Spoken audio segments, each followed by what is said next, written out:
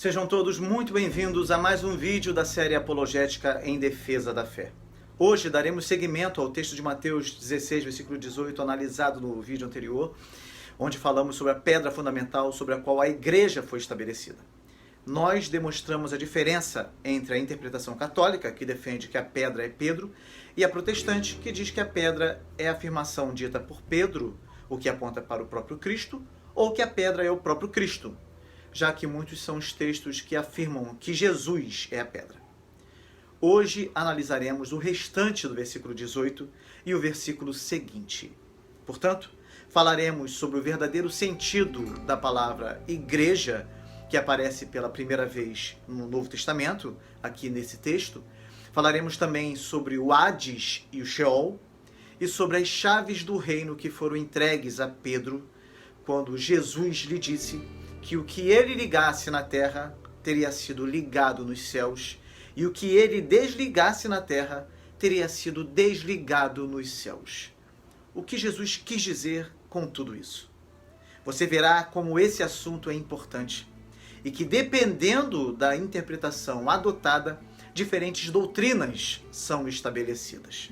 E ao final desse vídeo eu vou trazer uma outra interpretação defendida por alguns teólogos reformados que dizem que Pedro era pedra. Eu vou explicar isso melhor, tá bem? E vou fazer uma pergunta para que você possa refletir, tá bem? Então fica aí, ligado. Precisamos analisar este texto à luz das Sagradas Escrituras.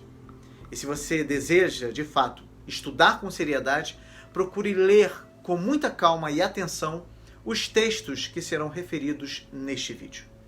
O objetivo é defender o que a Bíblia ensina, e não defender a crença de uma determinada instituição. É por isso que devemos definir corretamente o que é a igreja. E nós falaremos sobre isso já já. Portanto, quando falamos sobre a interpretação de determinada igreja, seja católica, ortodoxa, anglicana, protestante ou qualquer outra, estamos nos referindo à teologia adotada por estas instituições. Se a teologia é verdadeira, ela precisa ser bíblica. Caso contrário, ela será falsa. Falando sobre isso, Paulo disse em Gálatas 1, versículo 8 ao 11, que ainda que eles mesmos, os seguidores de Cristo, os apóstolos, ou um anjo do céu anunciasse outro evangelho além do que ele, Paulo, tinha anunciado, seria anátema. Paulo deixou claro que isso aconteceria e, de fato, a igreja foi assolada por heresias que surgiram dentro dela. Se você ainda não conhece a história do cristianismo, você precisa conhecer. Esse é um dos objetivos aqui do canal. Acesse as nossas playlists para estudar, além de outras coisas, a história do cristianismo em ordem cronológica. O número de heresias que surgiram dentro da igreja e tiveram o apoio de presbíteros, diáconos, bispos e papas foi muito grande. Houve um momento em que Santo Atanásio, por exemplo, lutou praticamente contra o mundo todo, defendendo a doutrina da Trindade contra a heresia do presbítero Ário, que tinha o apoio de quase toda a igreja naquela época, mostrando como os homens são falhos e que a única infalibilidade é a de Deus. E é este o entendimento dos santos profetas e cristãos ao longo do relato bíblico. E em nossos dias, são muitos os que defendem as mesmas ou outras heresias que volta e meia aparecem em nosso meio. Como a igreja tem um Senhor, Jesus é o Senhor da igreja, ele sempre a preservou. Ele capacita homens piedosos a permanecerem pregando a verdade e, através do anúncio destas verdades, muitos foram perseguidos e martirizados. A igreja verdadeira sempre continuou derrubando as portas do inferno, conforme a promessa feita por Cristo nesse texto que analisaremos hoje. A sua colaboração é muito preciosa. Não deixe de manifestar a sua opinião nos comentários e eu já peço que você dê o seu like agora também, tá bom? Esta é a melhor forma de você ajudar o canal a levar a palavra de Deus a um número mais expressivo de pessoas. Vamos começar nossa análise lendo o texto. E eu lhe digo que você é Pedro, e sobre esta pedra edificarei a minha igreja, e as portas do Hades não poderão vencê-la. Eu lhe darei as chaves do reino dos céus. O que você ligar na terra terá sido ligado nos céus, e o que você desligar na terra terá sido desligado nos céus. Em nossa análise anterior desse texto, vimos que a interpretação reformada é que Jesus é a pedra. Como acabamos de ler, a igreja é edificada pelo seu Senhor. Jesus disse que ele edificaria a sua igreja, enfatizando que apenas ele é seu arquiteto, construtor, proprietário e senhor. A igreja é o corpo de Cristo. O termo igreja se deriva do grego ekklesia e tem o significado de chamado para fora e se aplica a qualquer assembleia. A igreja é o sal da terra e não o sal no saleiro. A verdadeira igreja pode se congregar num lugar fechado, como nos templos que vemos em todo lugar, não é verdade? Mas o chamado é para fora. É fora, vivendo o evangelho, que a igreja verdadeira tem a oportunidade de seguir os passos de Cristo. A igreja verdadeira é feita de gente de carne e osso e não de tijolos, como se a igreja fosse o edifício e não as pessoas. A igreja verdadeira é o santuário do Espírito Santo. A igreja primitiva se reunia no templo, nas casas, nas catacumbas, nos cemitérios, e em todos esses e outros lugares Deus se fazia presente, pois Deus não habita em templos feitos por mãos humanas. É inadmissível pensar que o homem seria capaz de construir uma morada para o Criador do universo. Na verdade, o construtor é Deus, que nos deu esse planeta maravilhoso e está preparando um lugar em sua casa para todos os seus filhos. No entanto, o Espírito Santo de Deus, de forma misteriosa, habita dentro de seus filhos. Aqui em Mateus 16, encontramos a primeira ocorrência da palavra igreja no Novo Testamento, embora Israel também tenha sido chamado de igreja. A palavra grega ekklesia aparece 115 vezes no Novo Testamento, mas somente por 3 vezes nos Evangelhos, e todas elas em Mateus. Esse fato por si mesmo demonstra que a ideia se desenvolveu bem após a ressurreição de Jesus, pois pouco a pouco a ênfase sobre o reino dos céus se transferiu para o ensino sobre a igreja. O reino literal, na terra, havia sido rejeitado e por isso a igreja foi edificada. Mas é importante notar que a palavra eclésia não era nova para os discípulos. Ela costumava ser usada para a assembleia popular de cidadãos gregos que ajudava a governar uma determinada cidade ou distrito.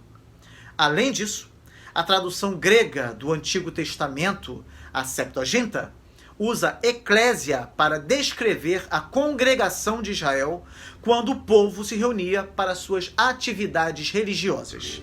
Todavia, isso não significa que a congregação de Israel no Antigo Testamento era uma igreja no mesmo sentido que as igrejas do Novo Testamento. Jesus estava apresentando aos seus discípulos algo inteiramente novo e usou a designação minha igreja em contraste com essas outras assembleias. Trata-se de algo inédito e diferente, pois em sua igreja, Jesus Cristo reuniria os cristãos judeus e gentios e formaria um novo templo, um novo corpo. Em sua igreja, as distinções naturais não seriam importantes. Jesus Cristo seria o construtor dessa igreja e seu cabeça. Cada cristão dessa igreja é uma pedra que vive. Os cristãos se reuniriam em congregações para adorar e servir a Cristo, mas também fariam parte de uma igreja universal, um templo edificado continuamente por Cristo. O povo de Deus possui uma unidade que deve ser revelada ao mundo mediante o amor e a harmonia. Com referência à expressão as portas do Hades, Pula e Hadu, é importante dizer que muitas traduções apresentam as portas do inferno. No entanto, a palavra Hades é a mais adequada. Na Bíblia, as portas representam autoridade e poder. Em Israel, a porta da cidade correspondia à prefeitura do mundo ocidental. Era junto à porta que se realizavam os negócios importantes. O Hades, por sua vez, era o nome que os antigos gregos davam ao deus que tinha autoridade sobre o mundo dos mortos. Homero registrou que Hades, como o senhor implacável e invencível da morte, era o deus mais odiado pelos mortais.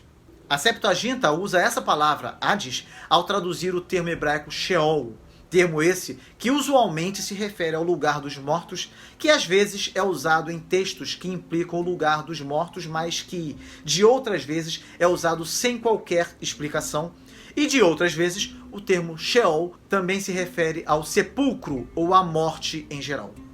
No grego clássico, Hades era um lugar que continha tanto os homens bons como os maus, embora fosse dividido em compartimentos para abrigar as diversas qualidades de homens.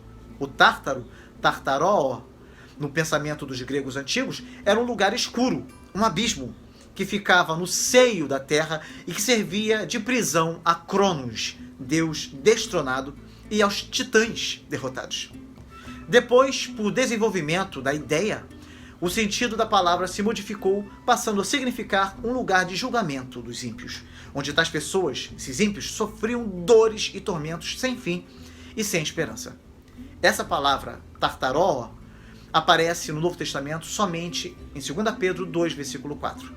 Sendo assim, o Novo Testamento adotou a tradução da Septuaginta, que traduziu o termo hebraico Sheol para Hades, porque é impossível provar que a palavra se refere somente ao lugar de julgamento dos ímpios. Tanto o rico como Lázaro foram para o Hades. Cristo também esteve no Hades, ou seja, na sepultura. Quando se referiu ao lugar de julgamento e sofrimento final dos ímpios, o Senhor Jesus usou o termo Geena e não Hades. Portanto, a única semelhança entre os dois termos, Sheol e Hades, é que ambos eram lugares para onde todos os mortos iam indistintamente. E eu já vou falando que no próximo vídeo nós falaremos exatamente sobre isso. Jesus desceu ao Hades. O que isso significa? Não perca! É interessante notar que as portas do Hades, ou como também é traduzido as portas do inferno, era uma expressão oriental para indicar a corte, o trono, o poder e a dignidade do reino do mundo inferior. No Velho Testamento, como aqui nesse texto, as portas do Hades simbolizam o poder organizado da morte e de Satanás. Por meio de sua morte e ressurreição, Cristo conquistaria a morte e esta não mais poderia aprisionar seu povo. Cristo derrubaria definitivamente as portas e libertaria os cativos. Sem dúvida, tal declaração pode ser verificada em 1 Coríntios, em Hebreus e em outras passagens. A ideia principal é que a igreja nunca seria destruída por qualquer poder, e nem mesmo pela morte ou pelo resultado da morte, e nem pelo reino do mal. A igreja é eterna. A morte ou qualquer outro poder oculto e perverso jamais poderá ser vitorioso sobre ela. Desta forma, a palavra Hades deve ser entendida como uma referência ao Sheol, a região dos mortos, ou como uma referência ao estado de morte. Ou seja, com toda a probabilidade, significa não os poderes do mal, mas os poderes da morte. As portas do Hades abrem-se para devorar a humanidade inteira, mas Cristo e sua igreja vencerão esse poderoso inimigo. Esse reino da morte será abolido por Cristo. Importante destacar que a expressão porta do Hades é comum na literatura judaica, fora do Velho Testamento, mas também se encontra em Isaías e em Sabedoria de Salomão. Na passagem de Apocalipse 6, versículo 8, o símbolo da morte é mais personificado, pois a morte é apresentada montada em um cavalo e seguida pelo Hades. Mas, finalmente, ambos são derrotados e lançados no lago de fogo. A história eclesiástica tem demonstrado a veracidade dessa predição de Jesus. O sangue dos mártires, de fato, levou ao crescimento da igreja em número e poder espiritual. A igreja permanece até o dia de hoje e seus inimigos mais terríveis jamais foram capazes de derrotá-la. Agora chegamos ao versículo 19 e analisaremos o significado das chaves do reino dos céus que foram dadas a Pedro por Jesus, que lhe disse logo a seguir: o que você ligar na terra terá sido ligado nos céus, e o que você desligar na terra terá sido desligado nos céus.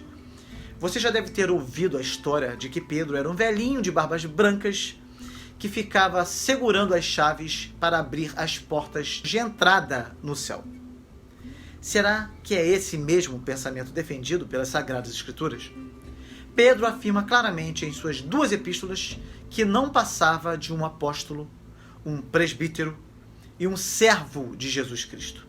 Veja bem, o reino dos céus não é o céu, pois nenhum homem na terra carrega as chaves do céu. As chaves simbolizam poder e autoridade, o encargo especial e privilegiado. É bem provável que a menção de portas no versículo 18 e a implicação do símbolo de um castelo tenham provocado o emprego desse outro símbolo, chaves, aqui nesse texto. Cristo tem um castelo, o castelo do reino dos céus e da igreja. Esse castelo tem portas e para alguém entrar é necessário que alguém abra essas portas. E para abri-las é necessário usar as chaves. E Pedro teve o privilégio de abrir a porta da fé para os judeus em Pentecostes e posteriormente para os samaritanos e os gentios. Ou seja, as chaves são símbolos da capacidade de abrir e explicar as verdades do Evangelho e também uma missão e comissão dadas por Cristo aos seus seguidores e não somente a Pedro, pois os outros apóstolos também compartilhavam dessa autoridade. Paulo, por exemplo, teve o privilégio de abrir a porta da fé para os gentios de fora da Palestina. Isso é fato, pois se aqui no capítulo 16 de Mateus as chaves são dadas a Pedro, no capítulo 18 elas são dadas a todos os discípulos. Veja só. Em verdade vos digo que tudo que ligardes na terra será ligado no céu, e tudo que desligardes na terra será desligado no céu. Ficou claro que o poder dado a Pedro para ligar e desligar também foi concedido a todos os discípulos. Este é o entendimento das confissões reformadas, como por exemplo o Catecismo de Heidelberg, de 1569. A Confissão de Fé de Westminster, de 1646, afirma o seguinte: o Senhor Jesus, como o rei e cabeça da sua igreja, nela instituiu um governo nas mãos dos oficiais dela, governo distinto da magistratura civil. A esses oficiais estão entregues as chaves do reino do céu. Em virtude disso, eles têm, respectivamente, o poder de reter ou de cancelar pecados, de fechar este reino a impenitentes, tanto pela palavra quanto pelas censuras, de abri-lo aos pecadores penitentes, pelo ministério do Evangelho e pela absolvição das censuras, quando as circunstâncias o exigirem. Isso ecoa a promessa de João 20, versículo 23, passagem que Cristo dá aos discípulos autoridade para perdoar ou reter os pecados das pessoas. Todas essas ações devem ser entendidas no contexto de Mateus 18, versículo 15 ao 17, em que Cristo estabelece instruções específicas para lidar com o pecado na igreja. Portanto, as chaves são consideradas não como a possessão de um guardião que as utilizaria para admitir e excluir gente da igreja, mas de um mordomo a quem elas foram confiadas por seu real proprietário, a saber, Cristo. Mas o que significa esse ligar e desligar? Essa é uma expressão bastante conhecida para os judeus, pois seus rabinos falavam com frequência de ligar e desligar, ou seja, de proibir e permitir. De modo geral, o uso indica o que convém ser feito e o que não convém, o que é lícito e o que não é. Nesse contexto, os representantes do Senhor Jesus iriam exercer autoridade de acordo com sua palavra. E algo que merece toda a nossa atenção é que os verbos gregos em Mateus 16, versículo 19, são extremamente importantes. Jesus não disse que Deus obedeceria a tudo que fizessem na terra, mas sim que deveriam fazer na terra tudo o que Deus já havia determinado. A igreja não impõe a vontade dos homens no céu. Ela obedece à vontade de Deus na terra. Ou seja, o significado é: o que desligardes na terra já deve ter sido desligado nos céus, e o que ligares na terra já deve ter sido ligado nos céus. Muitos estudiosos entendem dessa maneira. Essa tradução vem da observação que aqui temos o particípio perfeito no grego, o que implica em ação ou condição contínua no presente, em face de uma ação anterior, cujos efeitos se fazem sentir até o presente. Faz todo sentido pensar assim à luz do ensino bíblico. As ações de Cristo significam, portanto, que qualquer corpo devidamente constituído de cristãos, agindo em consonância com a palavra de Deus, tem autoridade para declarar se alguém está perdoado ou não. A autoridade da igreja não é determinar essas coisas, mas declarar o julgamento do céu com base nos princípios da palavra. Quando as igrejas fazem tais julgamentos com base na palavra de Deus, podem ter certeza que o céu está de acordo. Em outras palavras, tudo que eles ligam ou desligam na terra já está ligado ou desligado no céu. Quando a igreja diz que a pessoa não arrependida está ligada ao pecado, está dizendo o que Deus diz sobre essa pessoa. Quando a igreja reconhece que alguém arrependido foi desligado desse pecado, Deus concorda com isso. Portanto, toda autoridade vem dos céus. A ação na terra não será ratificada no céu, mas será prevista no céu. Em outras palavras, a terra segue o céu e não o contrário. E é exatamente pela falta de harmonia com os demais textos que foram apresentados que muitos procuram fazer de Pedro, o primeiro Papa, como se tivesse exercido poder e autoridade quase sem limites e uma autoridade inerrante. A Bíblia não afirma isso e mostra que o próprio apóstolo Pedro foi repreendido pelo apóstolo Paulo por sua atitude condenável. O próprio Paulo afirmou ser pecador e que o mal que ele detestava, ele praticava. Eu termino esse vídeo com uma questão que deve nos fazer pensar. Há alguns teólogos reformados que defendem que Pedro é a rocha, referida no versículo 18, mas em um sentido especial. Neste caso, ele não é a rocha sobre a qual se funda a igreja. Essa rocha é Cristo. Esses teólogos dizem que Pedro é a primeira pedra basal de toda a igreja. Pedro foi o primeiro homem da terra que descobriu quem era Jesus. Foi o primeiro homem que efetuou o salto de fé que via Jesus Cristo como o Filho do Deus vivente.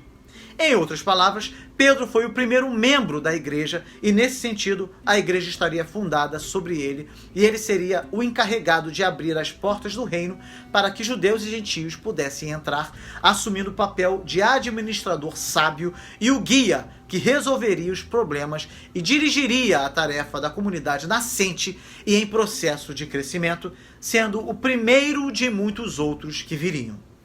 Indo além do que estes teólogos reformados defendem, eu gostaria de te fazer uma pergunta. Lembra que eu falei isso no início do vídeo? Pois é, seja muito honesto.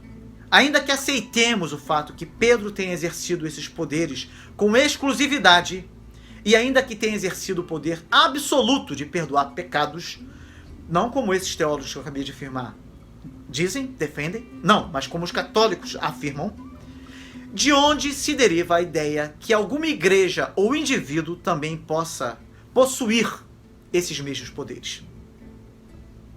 As Escrituras não indicam qualquer sucessão de ofício e a declaração da posse de tal poder não cria a continuidade do ofício. Tais crenças não procedem dos ensinamentos bíblicos e não têm origem histórica, mas se derivam de uma ginástica lógica que expressa uma análise tendenciosa das Sagradas Escrituras. Qual a sua opinião sobre tudo o que foi dito aqui? Deixe aí o seu comentário, vai ajudar muito, tá, na nossa discussão e no nosso crescimento, tá bem? Também não esqueça de deixar aqui o seu like, por favor, faça isso, tá? E compartilhe muito esse vídeo. Que Deus te abençoe muito e até o próximo vídeo com a graça de Deus.